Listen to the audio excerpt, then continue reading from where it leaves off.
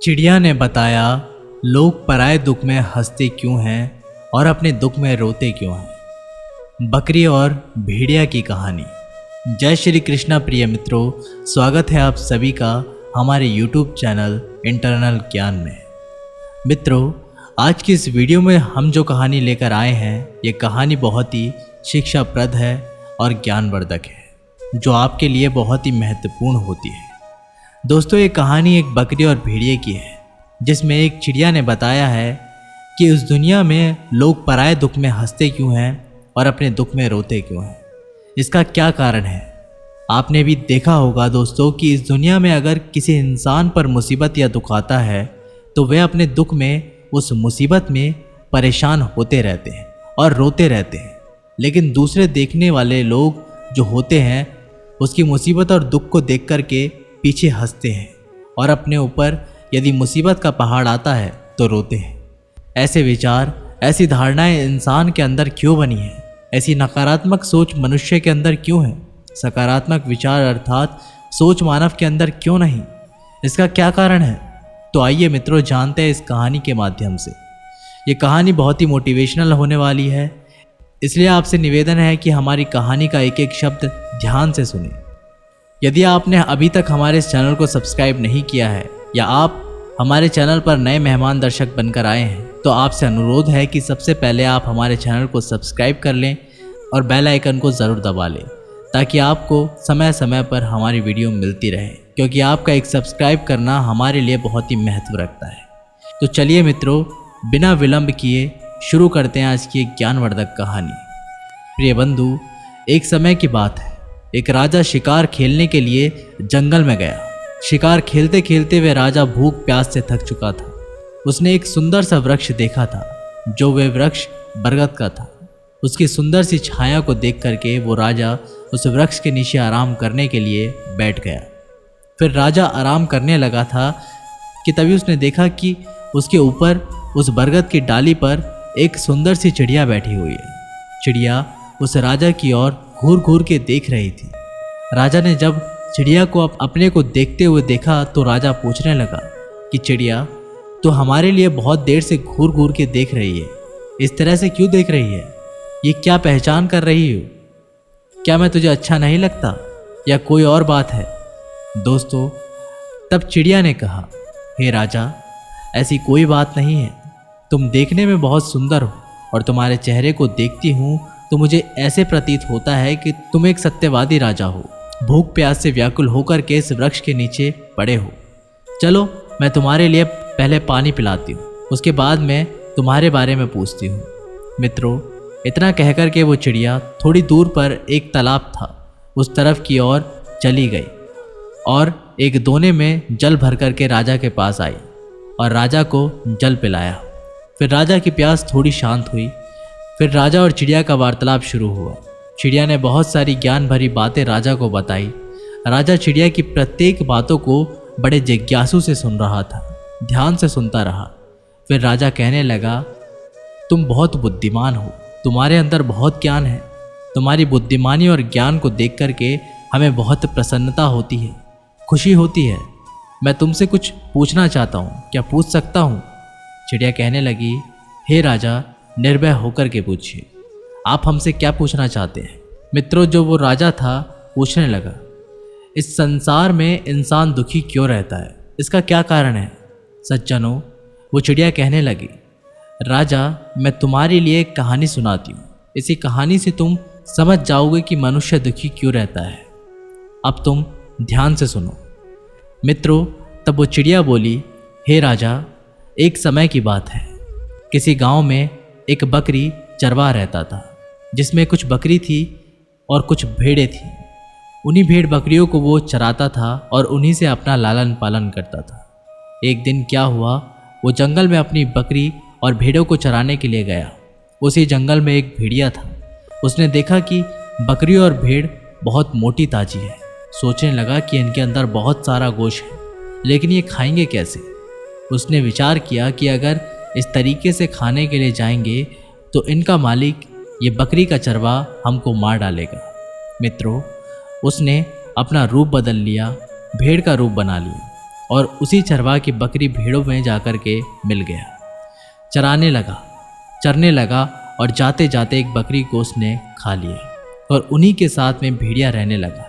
इधर जब शाम होती है, उसके मालिक ने जब अपनी बकरी को और भेड़ों को गिना अर्थात गिनती की तो वो पूरी हुई। फिर उनको लेकर के वो घर चला आया। अगला दिन फिर हुआ, रोज की तरह वो बकरी चराने वाला अपनी भेड़ बकरियों को लेकर के जंगल में गया। दूसरे दिन उसने एक और भेड़ खा ली।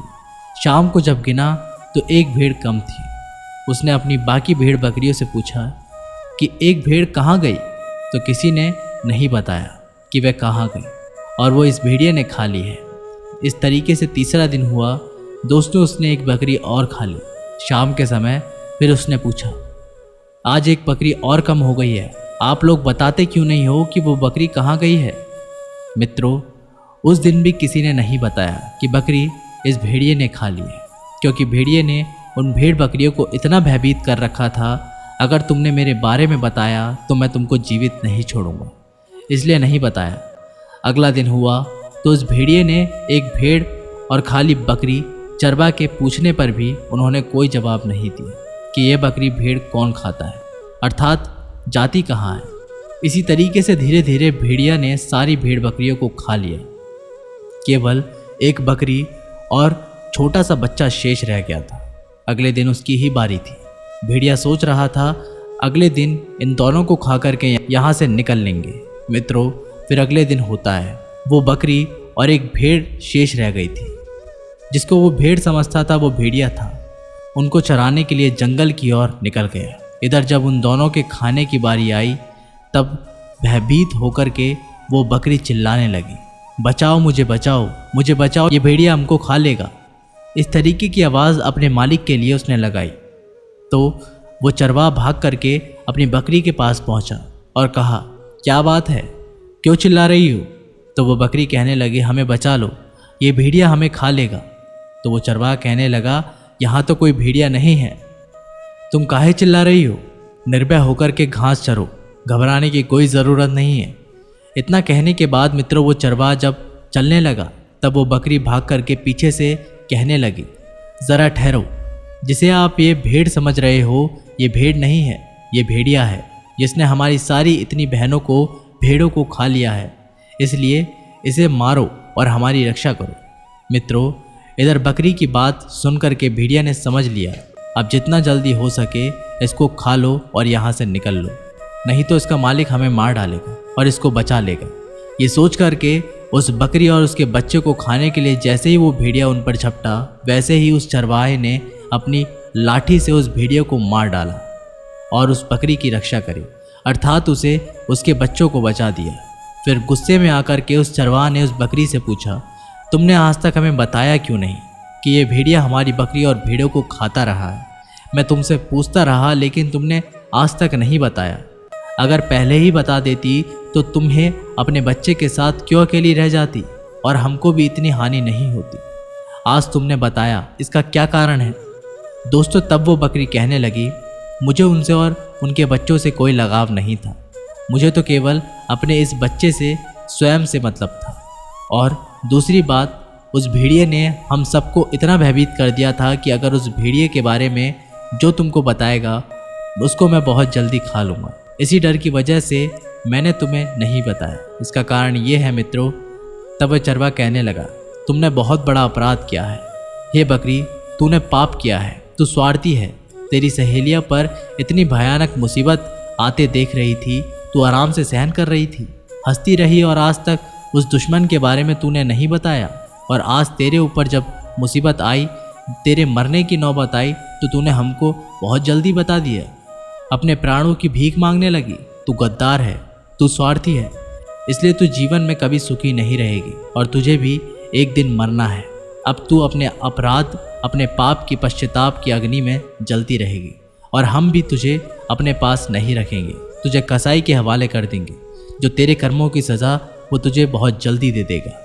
मित्रों, इतना कहने के बाद उस चरवाहा ने उस बकरी और उसके बच्चे को कसाई के हवाले कर दिया, अर्थात बेच दिया और घर पर चला आया।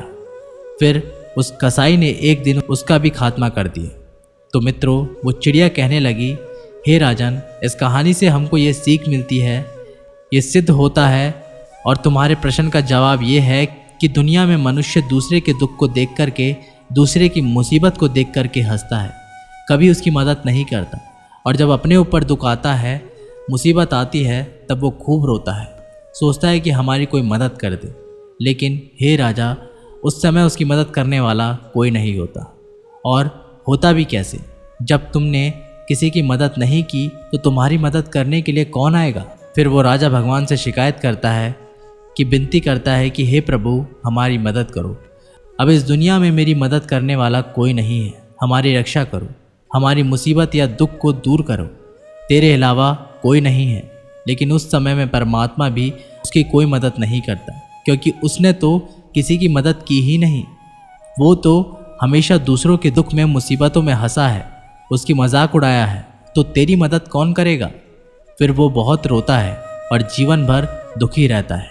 चिड़िया कहने लगी, हे राजा, यही कारण है कि इस संसार में मनुष्य दुखी रहता है, क्योंकि वो अपने दुख से दुखी नहीं है, पराये सुख से बहुत दुखी है, और पराये दुख से और पराये मुसीबतों में हंसता है, और अपनी मुसीबत जब आती है तो रोता है। यही उसके जीवन में सबसे बड़ा दुख है।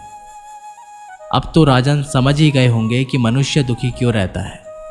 मित्रों, इस चिड़िया की ज्ञान भरी बातें सुनकर के, ज्ञान भरी कहानी सुनकर के वे राजा बहुत ही खुश होता है और चिड़िया को प्रणाम करता है और फिर अपने घर चला जाता है। तो दोस्तों, आपको कैसी लगी ये कहानी? हमें नीचे कमेंट बॉक्स के माध्यम से अवश्य बताइएगा। तब तक के लिए बहुत बहुत धन्यवाद।